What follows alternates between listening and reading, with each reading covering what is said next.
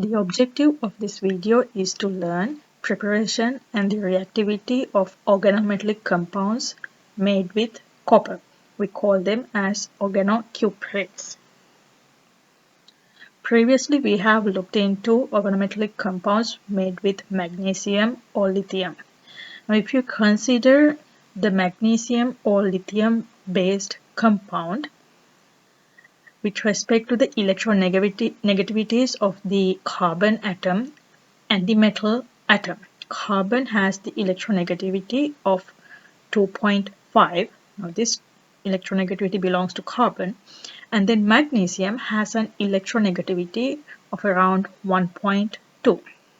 Now this result an electronegativity difference. What you see over here is the electronegativity difference.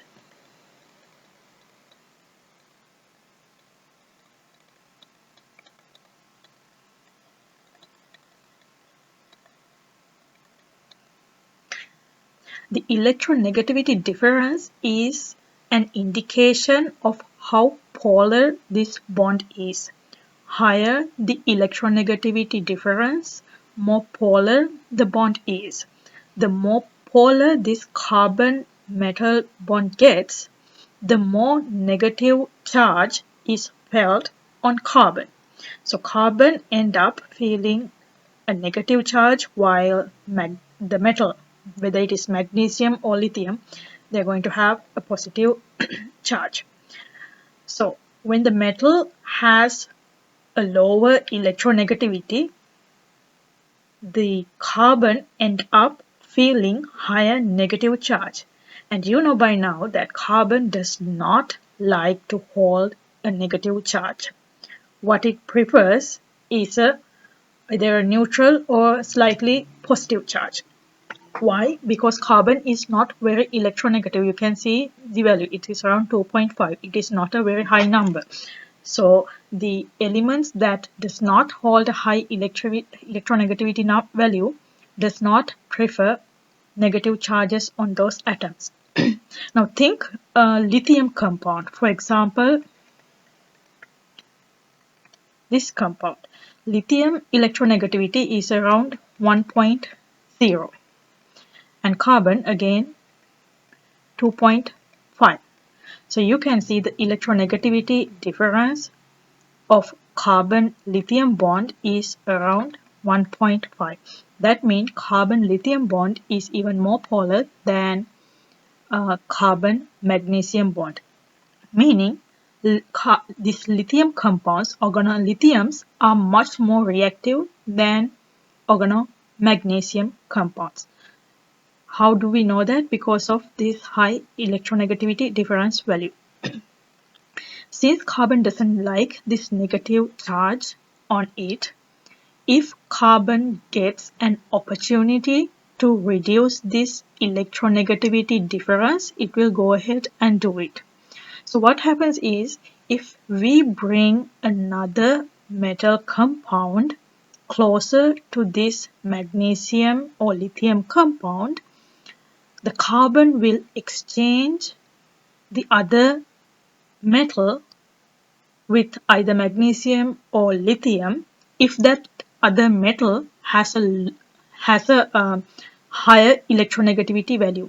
For example, if we take cadmium electronegativity value is 1.5. It is larger than the electronegativity of magnesium or lithium. So that means if carbon bonds with cadmium, the electronegativity difference will end up being 1.0. Now 1.0 is a better number than 1.5 or 1.3. So what will carbon do? It's going to exchange cadmium for magnesium. So immediately the places will change. And this is what we call as transmetallation. It is a metal exchange process in order to get a less polar carbon-metal bond. Why? This makes this organometallic compound more stable. If it is making more stable, what does that mean in terms of reactivity? This newly made compound is less reactive. So that means this is less reactive compared to organolithium or organomagnesium compounds. So if we line up them in an order, these organolithium compounds have the highest reactivity, then comes the organomagnesium compounds,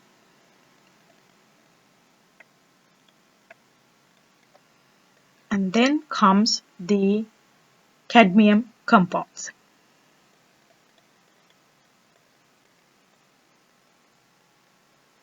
So what does this mean? There are two R groups attached to cadmium atom. Over here you can see there's only one R group attached to the metal ion, but over here what it means is that cadmium has two R groups like that. That is what we show by these brackets and the subscript 2. Alright. Organocuprates can also be made by similar kind of transmetallation. Now you're comparing copper with lithium. If you line up copper in the previous trend, now copper has an electronegativity value around 1.8. Lithium is 1. So that means because this is more electronegative, if carbon bind with copper, this will lead to a much less polar bond. Now this carbon is going to be 2.5 and it is bonded with copper, which is 1.8. You can see the electronegativity difference is going to be around 0.7, which is much less than what we looked into previously. So this is even less reactive than cadmium compounds. So if you want to line up again, include the cuprates, that means cuprates fall here. So here comes the cuprates.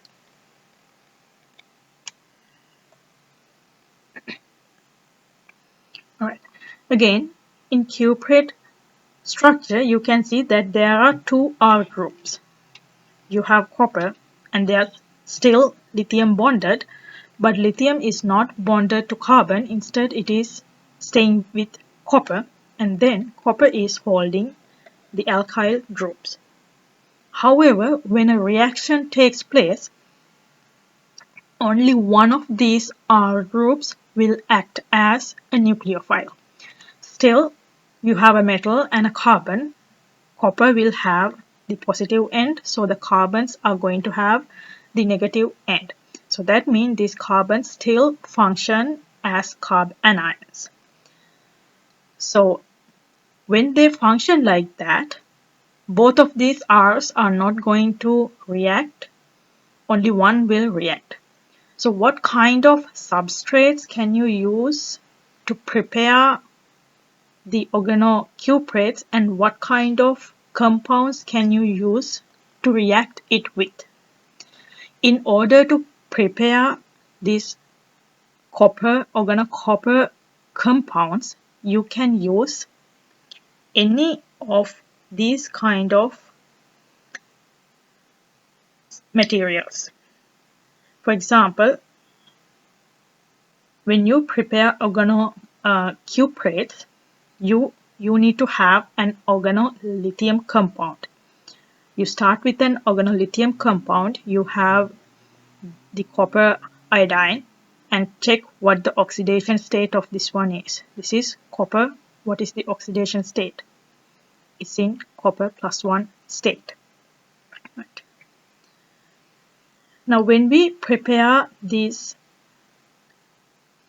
cuprate or this organocuprate compound, which we commonly call as Gilman reagent, you can use a variety of R groups. What are these R groups going to be? Any of these things. And once you prepare the Gilman reagent, you can react this Gilman reagent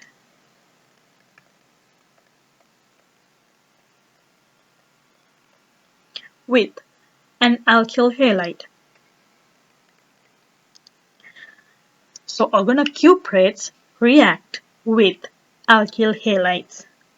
what happens is that this X or the halide group is removed and a new carbon-carbon bond is formed.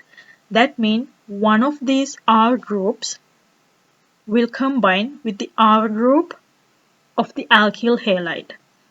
This is the part coming from the alkyl halide where you find it over here, and this yellow highlighted alkyl part comes from the organocuprate, which is still highlighted over here. So the purpose of these organocuprates is to make a new carbon-carbon bond. However, you need an alkyl halide to react it with. Right. Now the types of alkyl halides you can use to work with. What kind of choices you have for R? Any of the species that is mentioned over here. So your R group coming from the alkyl halide can be any primary or methyl, aryl, vinyl or allylic type. For example, for RX species, your alkyl halide can be RCH2X. And you know what X means. X means fluorine, chlorine, bromine, iodine. Or it can be CH3X. Or it can be aryl X, vinylic X.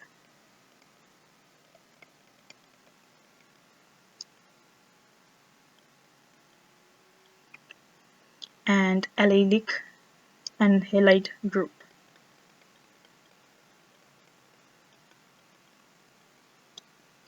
So you can use any of these alkyl halides in place of this. And what kind of Gilman regions you can make? You can use again any of these R groups. For example, you can make the copper lithium compound with this group, RCH2, and you need two of them.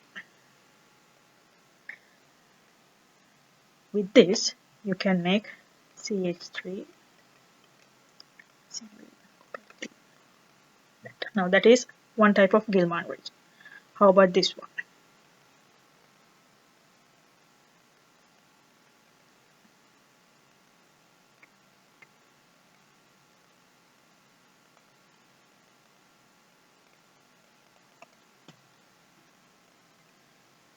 Now that is another type of Gilman region. So you get the idea. Now how about this one, the vinylic compound? If you want, I will write it like this. You have copper, lithium, and you have CH.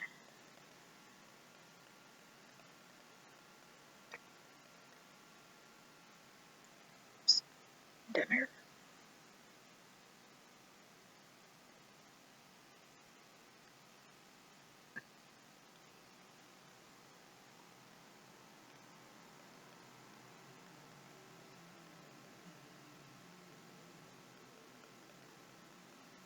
Alright. So you get the idea. What it states here is for these R choices, either in alkyl halide or in the Gilman region, you can use any of them. Okay. Now, since lithium and magnesium compounds have a much polar bond, they are highly reactive. Because of their high reactivity, those lithium and magnesium compounds kind of force the reaction to go through nucleophilic substitution type of reactivity. Now, if you think about nucleophilic substitution reactions you have done, like SN1 and SN2, what you have is a nucleophile come and attack a carbon which will have a positive charge, because the general understanding, you know, that opposites attract. However, if we think about these vinylic type compounds. For example, if I take this same vinylic halide,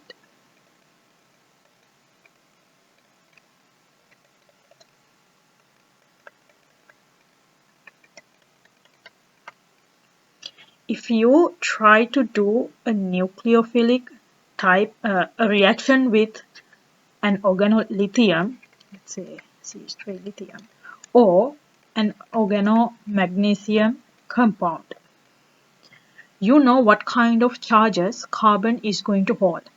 The metal is going to hold positive charges, so that means your carbon is going to have the negative charge.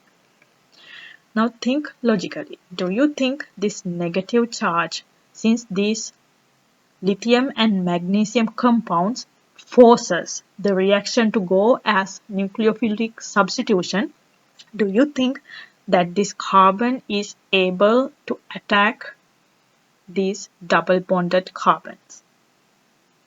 It will not. Why? You have this double bond. What does this double bond mean? It's a very electron rich area. You have pi electron and then sigma bonded electrons.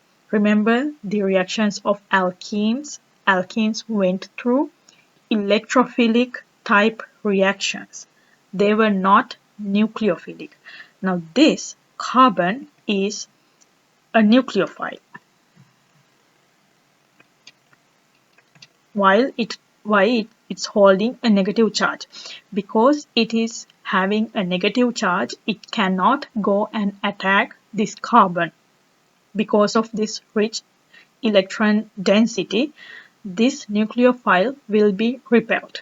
So that means there is no way that vinylic compounds can go through a reaction with lithium or magnesium compounds. Even though these are very highly reactive, since the reaction forces nucleophilic nature, and since these vinylic compounds cannot go through nucleophilic substitution, lithium and magnesium compounds will not react with vinylic compound. If you think about SN1 mechanism, what does SN1 mechanism do? It's a two-step process. That means it is making a carb cation. So let's say that is making a carb cation. So what happens is bromine is released.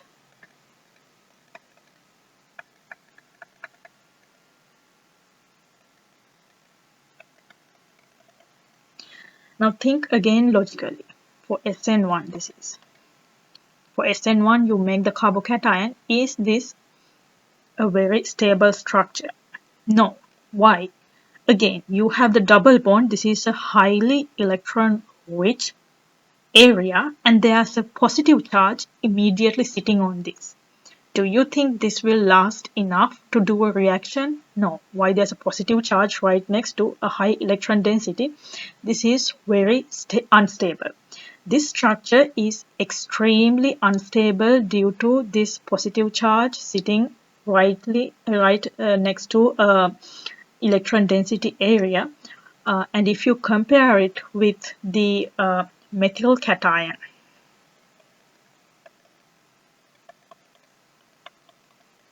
you know how the carbocation stability goes. Methyl cation is the least stable one, and this vinylic cation even more unstable than methyl carbocation. So SN1 and SN2 does not take place, so lithium or magnesium compounds cannot react with vinylic compound. However, these cuprate compounds, the organocuprates, can react. So that is the advantage of these cuprate compounds because of this weak reactivity compared to lithium or magnesium compounds. Cuprates are less reactive due to lesser polar metal-carbon bond, and because of that, this substance does not force the reaction to go through nucleophilic substitution type mechanism. Actually, the correct mechanism of substitution is still not known. Somehow it is not going through this nucleophilic nature.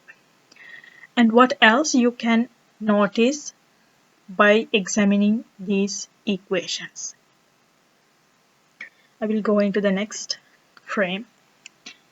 Now when you have these organocuprates and when you have a vinylic halide, see how the R group has been substituted. Where bromine was, now you can find the R group. What about the stereoisomers, the configuration? It stays the same. If you start with cis, you're going to end up with cis. If you start with trans, you end up with trans. This halide has been replaced by R group, and your halide in the previous one is over here. So the stereochemistry does not change. So these organocuprates are a good method for substituting into vinylic halides while retaining the configuration as the original configuration.